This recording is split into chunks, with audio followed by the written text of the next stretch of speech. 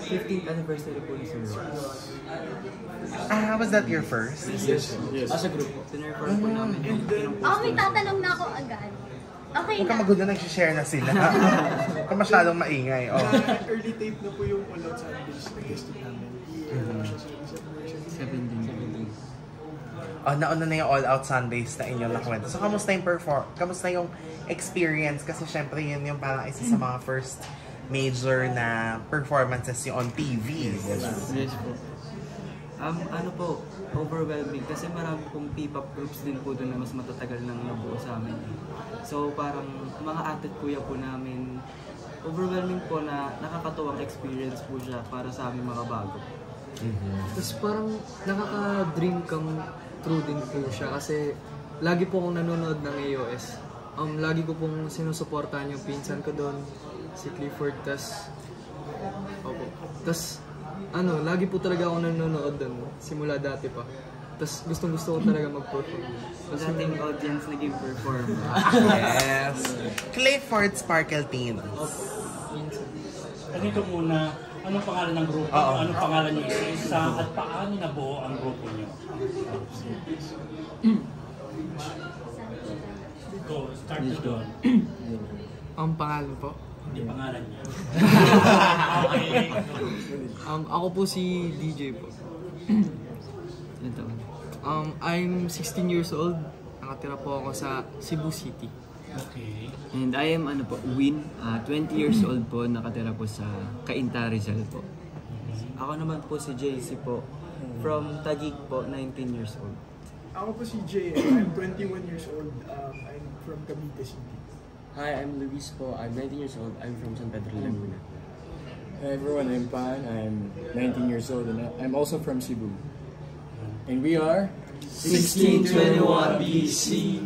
So, ano ibig sabihin ng 1621 BC? Paano na yung pangalan niyo? So, we are called 1621 BC kasi we all agreed to it kasama yung team namin. And 1621 is an angel number, and angels in Greek are called angelos or the messengers. So me and the boys, we want to send a message to everyone of hope and love through our music. And yung BC pa namin, we have different interpretations of what BC means. But for me, yung BC means beyond complete kasi we always aim for perfection. But yung boys, may kani-kanila meaning din kung ano yung meaning yung BC nila. So let's start with Mix. Sa akin naman po, ang BC ay believe complete. Nag-describe to sa strong self-confidence or paniniwala po namin sa sarili. Akin naman po, yung BC means boldly captivating kasi I believe we represent different kinds of sexiness po on our own. Meron din siyang combination of course ng humility and confidence po. And ako naman po, BC for me is boundless courage po. Kasi po, our courage is limitless and we are not afraid whatever comes ahead. And sa akin po, ang meaning po ng BC is blessed circle po. Kasi po, we are blessed po with one another. Especially po, yung mga taong naniniwala po sa amin and yung family po namin. Sa akin naman po is beautifully charming. Ibig sabihin po nun, balanse po yung youthfulness and charm namin.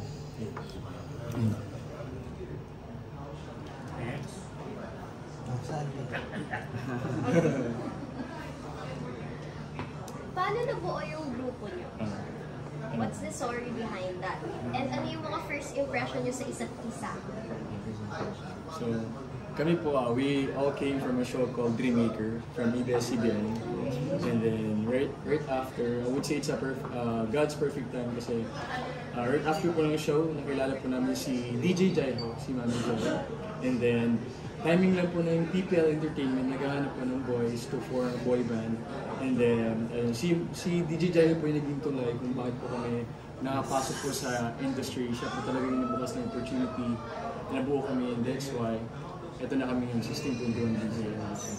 Pinakilala po kami. Nag-observe lang po pala si Mami Jay nung yung show. Sa Dreammaker po, play by channel. Tapos di po namin alam na pupunan na po pala kami bilang grupo. Yeah. Yung next na tanong ko, ano yung, syempre marami na rin tayong P-pop ngayon. BGYO, SB19, marami na tayo nun. So, sa tingin nyo, ano yung kakaiba sa inyo na hahanapin ng audience na wala yung iba? Yung kakaiba sa grupo namin kasi gusto kasi namin ibalik lang yung yung classic. Kumbaga parang gusto lang namin i-offer yung pure music. Kasi yung concept naman namin is more on boy band like NSYNC, Westlife, Backstreet Boys, we Boyz want to II Men. focus more on the vocal strength. But we also want to parang focus on dancing. Pero hindi kailangan at least balance namin siya. And I think yun yung gusto naman namin kasi yung P-pop industry is focused din more on dancing as of the moment, mga beats na malalakas. So kami gusto lang din namin ibigay yung parang yung nakasanayan ng tao before. Gusto lang namin siya ibalik. Parang gusto lang namin magbigay ng fresh start ulit sa mga tao. So parang ang genre nyo is parang R&B. R&B, yes. R&B Pero, show. pero hanggat maaari, ayaw po namin ma-compare sa mga Korean namin. Kasi idol na namin sila. Sila na lang yung ginagawa ng motivation. And yung group din po namin is influence din po siya ng Korean K-pop po and Western Halo-halo po. style. Yung age po siguro na. Bali yung training po namin is influenced by K-pop, gano'n. We surrender our phones. Yung the way po they train po and how they discipline po. Ayun po siguro yung nakuha namin sa Korean side. Kasi ganun din po kami sa Korean culture. So, yung tinuro nila sa amin, dinadala lang din po namin kung nasa po. So, gano'n na kayo katagal nagte-train outside ng Dream Maker? Almost 6 months. Almost 6 months. Ano-ano yung mga nagawa nyo na? More than 6 months. Ano-ano yung mga nagawa nyo na sa training na yun? Vocal, dancing. Bali may araw-araw po kami na Kami routine. everyday. Schedule. Nag-start siya ng 8 a.m. in the morning po. We go to gym po every day. And then after that, lunch lang kami din. Parang 1 to 2 hours allotted for vocal training.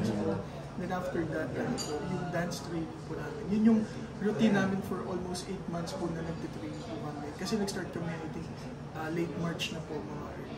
Kasi after Dream Maker po ng February, pahinga lang po and then March ng mga last 2 days ng March po, doon na kami nag-start ulit mag-training. Training kami. And So, magkakasama po kami sa isang doon. Ayun, yun yung itatanong ko. So, araw-araw magkakasama kayo. Yes po. Nagsasawa ba kayo sa isa't isa? Oo. Medyo po. Siyempre sa kanyang grupo, merong hindi na pagkakasunduan. Ano yung madalas hindi nyo mapagkasunduan? Mga small ano lang kasi. Sino bang kanino Pag may plato? may nagkakapikutan po ganyan. Pero at the end of the day po, naayos naman po namin, napag-uusapan. Kasi Kumain na po kasi may sa ano amin. din po kami. Example sa Friday, nag-uusap po kami as a group. Sa gabi. Open forum po. Parang Nagkakaroon po kami ng ganyan. Kung may problema po ba kami sa isa't isa or may nagawa po yung isa sa amin, ganyan po. Wala naman nag-iiyakan doon sa open forum na yun. Wala na. So, madalas sa limbawa may nagkape, kanina naputo lang, may nagkape, hindi hinugasan, nagkapean, gano'n. Oo pa may mga ganun po. Kasi kung plato to. Kasi parang ganun eh, parang siguro nung tumagal po, nadala nila yung comfort nila sa bahay nila. Naging bahay na rin yung dorm namin. Since iba-iba rin po talaga kami ng environment na kanila. Pero at least ano po, nung mga kalagitnaan na po, natuto na rin mag-adjust yung iba po kasi ayun, na alam na rin po nila na parang na work din yung pinasok nila, hindi po kami naglalaro dito. So, yun naman po yung kagandahan sa boys na willing naman sila to take yung mga criticism as constructive po na kaya nilang i-take. So, ayun po. Gusto kayo nag-away-away sa babae. Ay, hindi! Walang ganun. Hindi po kami ganun. Kasi ano po yung namin, ano po, yung wala talaga namin distraction na siguro. Ang tagal po siya namin hinintay talaga yung moment na mapunta kami dito. Everyone po, lahat caramel kami latte ng kanya-kanyang na malaki. Si Pan from Cebu, si Paganya, as well as Mix, Jace, si Windel po. So parang to be able to be here po, parang kailangan namin talaga as of the moment. Give up yung bagay na yun. So mapag-focus po. Dahil po kasi namin sinacrifice yung family na rin po. Ganun. Pag-aaral nyo. Pag-aaral po namin. From Cebu. Tapos naman po, pero sila po. Nag-stop as of the moment, pero may balak ikon. May balak po next year if kaya po mumubok sa Kaya po i-handle yung time. Tsaka ano po, strict po yung parents na. Yes. Totoo po yan. Masyado po kami maraming ginagawa para Masyado po kaming baby na mga So magulang. kahit showbiz crush, wala kayo? Ay, meron. So, sino mga showbiz crush? Ito na. From DJ. Yung bunso namin. Lumipat po kasi ano eh. pinapanood ko po ngayon yung ano, Can't Buy Love. So yun, naging crush ko siya si Bel. Bel Mariano po. Sa akin naman po, si Catherine Bernardo po. Tagang crush na crush po. Dahil po sa galing niya po sa pag-acting po. And yung personality niya rin po.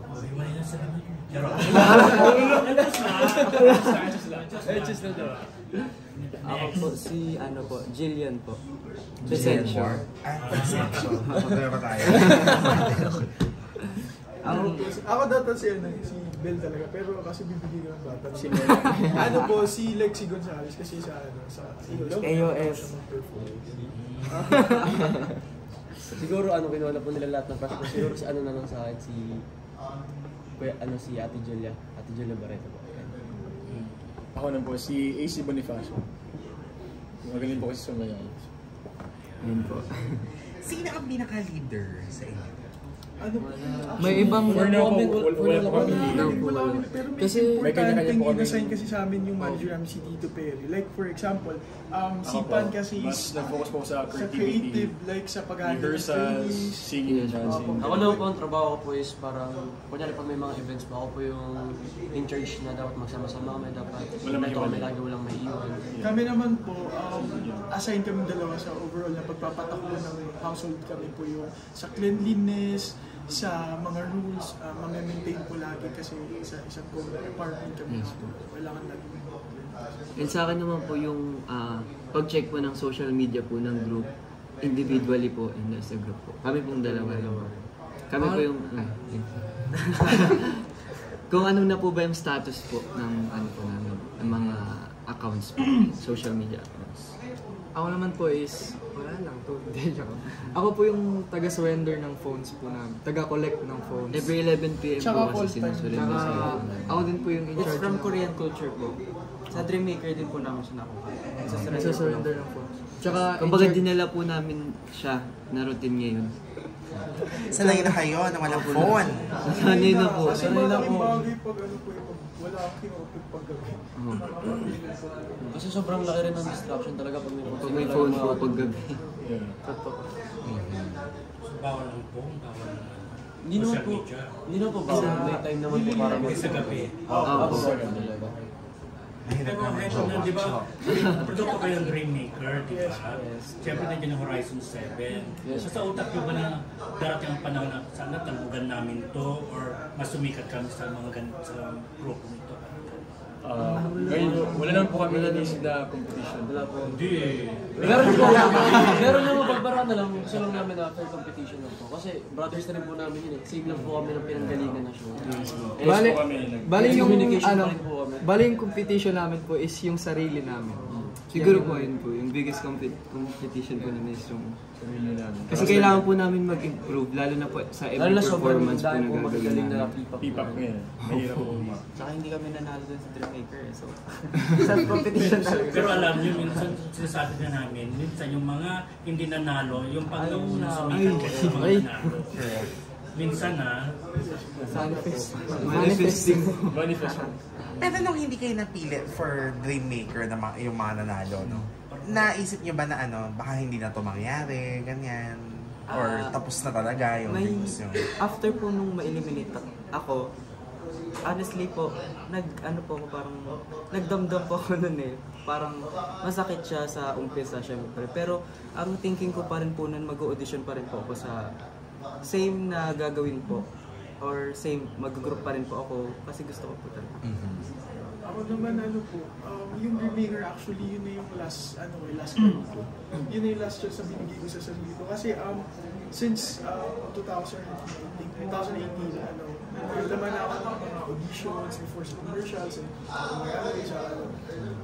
nagbida man na din ako before sa Showtime, yung mga online yung pandemic at like. So parang at some point, parang sabi ko, okay, last chance na. Kapag di talaga nag-work, wala eh. Let's focus na lang dun sa work. Kasi nakagraduate naman na din po ako. So parang ready ko na siya sana i-close. Kaso, yun nga, luckily dumating si Mami Jaya Hall, na-introduce kami kay Tito Perry at na-approve kami to be here sa Tito. So, ayun, malaking bagay po na ito yung ginagawa ko ngayon kasi ito talaga yung gusto ko. And then po, kami pong lahat, sobrang unexpected po talaga ng mga nangyari po sa amin. Kasi sobrang bilis din po nung facing po ng journey po namin. Kaya sobrang thankful po kami kay Tito Perry din po and kay DJ Jaya po na binigyan niya po kami ng opportunity po para po ipagpatuloy po yung nasimulan po namin ng pangarap. Dreams. Ako po, akala ko po, nung na-eliminate na po ako, babalik na po ako sa Cebu. Kasi Dreammaker po, yun na po yung pang 21 ko po na audition. Kasi from before pa, nag-audition na po talaga ako sa, kahit saan po sa Bohol, sa Negros, sa EBS. Dumating po sa point na, doon kami natulog ni Mama sa labas ng EBS para mag-audition. The whole day, yung pagkain po namin sa Skyflakes. Ganun ko po talaga ako gusto mag-perform, yung hunger ko po. Na ma-achieve po yung dream ko po. Tapos, ayun po, unexpected po na pinakilala po ako sa People Entertainment. And ayun po, dito po kami.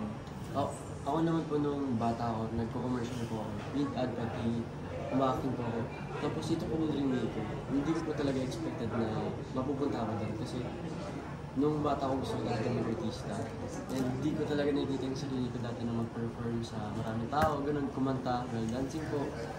So yun, ang dami ko lang natutunan sa Dreammaker na akala ko yung mga bagay na akala ko hindi ko kayang gawin, tapos kaya ko pala. And nung na-eliminate ako, masakit din kasi parang isa na lang nandun na sa finals. Tapos, yun, pero grateful pa rin ako din na nakabot ako sa ganung stage kasi... Ako naman po, nung na-eliminate po ako, umuwi na po ako ng Cebu nun kasi matagal-tagal pa pong matagal kaming nag-vacation ni Mama dito. So, umuwi na kami ng Cebu. Tapos po, nalaman po namin na pinapabalik po kami para sa Grand Finals. Oh, yung finals. So, pinapabalik po kami. So, napag-isipan po namin ni Mama na na i-take na lang yung para bumalik dito sa Manila. Baka may mapuntang opportunities. So, yun, bumalik po kami dito. And, nafe-feel ko din na-manifest ko talaga dati pa na sana mapasok ako sa industry. So, yun. Bilang youngest, first mo ba ang Dreammaker? Opo, pinaka-first ko. Pero madami na din po akong na-audition dati po. So, doon po nagbago talaga yung buhay ko bigla. Nung napunta ako sa Manila. First time ko din mag-Manila nun. Sige, first time din po. First time lahat. First time. Pagpunta. Kahit na-adjustment din ba? And you mentioned na nag-act ka ng bata ka. So ano yung mga parang shows or yun na nasalihan mo? Galing po ako sa Tropang Kulit, sa TV5. And then, more on commercials po talaga ako in print ad. And then, parang smart, rock rider rin po. Yun po yung focus ko dati. Tapos next stop lang po, guwapo ng school ko. Ito na lang po yung pinaka-isip ng Dreammaker po. Parang unexpected po talaga na napunta ako sa show. Pero yung pagpasok sa pag-arte, pagsapa, nasa utak na rin na umarka. Siguro po pag nabigyan din po ng Pag nabigyan po, opportunity. open naman po kami sa lahat ng opportunities. Pero ngayon po nakafocus po kami. Sabi ba nga?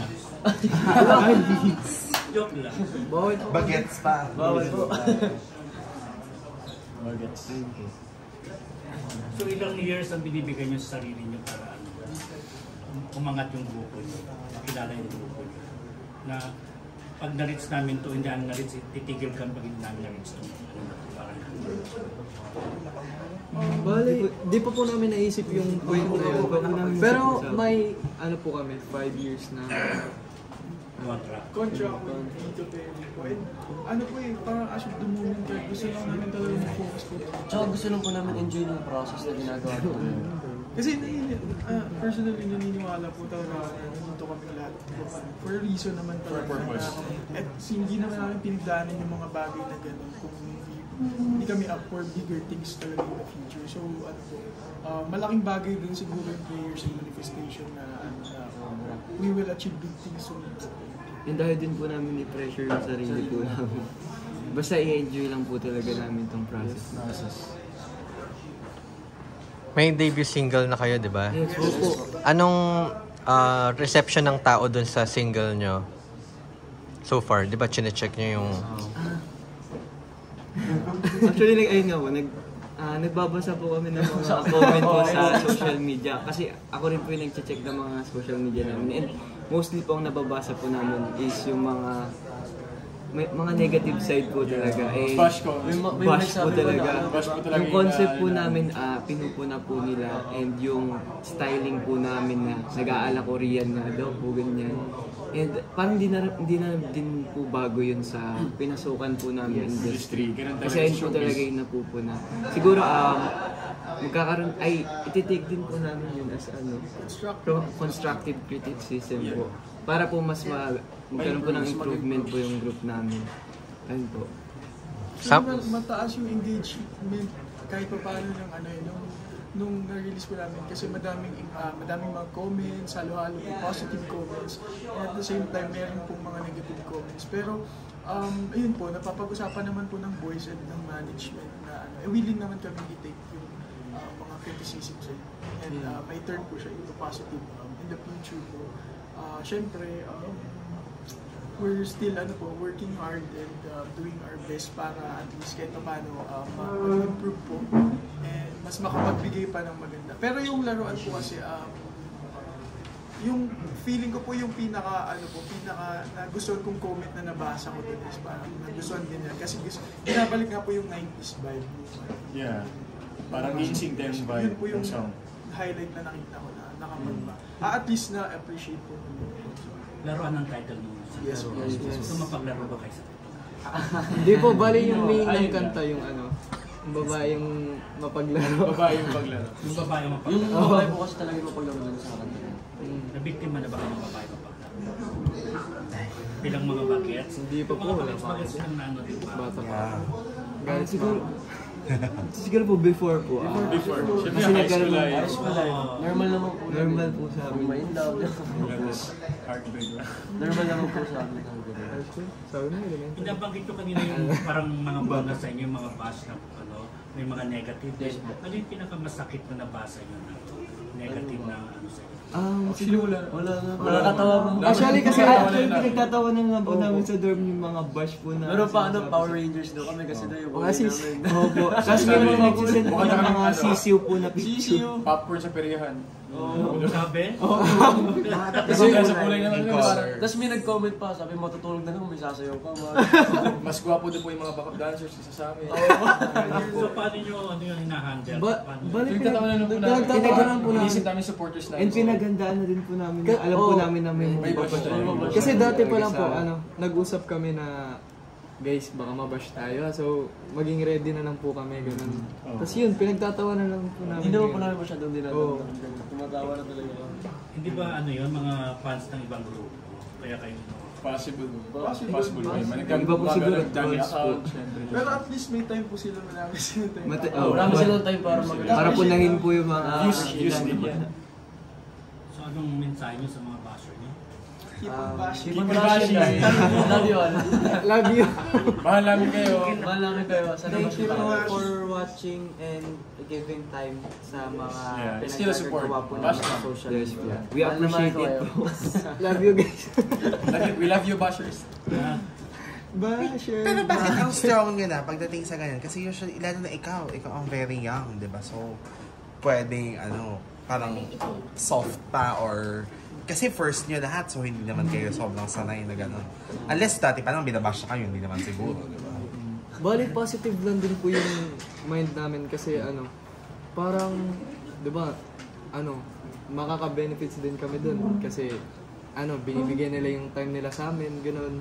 So, And tinitigdan po namin yung bawat isa po like, ayun nga po, pinag-uusapan po namin siya ng magkakasama po para i-check din po kung may naaapektuhan po ba sa mga pinagsasabi po ng tao sa amin. And thankful na rin po kami sa gumagayad sa amin, sa manager po namin, DJ Jayo, na yung mga basher na wala lang naman yun, parang sila lang din yung magiging daan.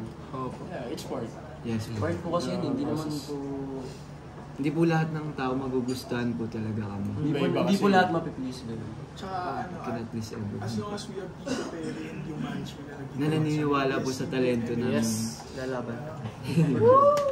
Si DJ Jaiho ba kumanager niyo dyan? Hindi. Ano lang? Hindi po. Bali siya po yung naging bridge po para po mabuo. Para mabuo po kami. Siya po yung nag-introduce sa amin kay Tito Perry po. TPL Entertainment. Pwede nyo kaming sampulan ng laruan. Sige po. Yung chorus na lang. Yeah. Chorus lang. 1, 2, 5, 6, 7.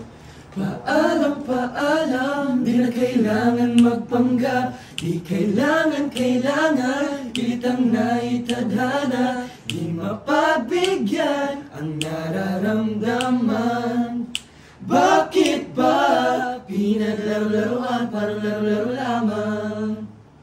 Ay, may marka. Pero parang hindi yan narinig ko. Hindi ako. Iba po yun. Hindi. Taring lang. Sa kanya. Okay, thank you.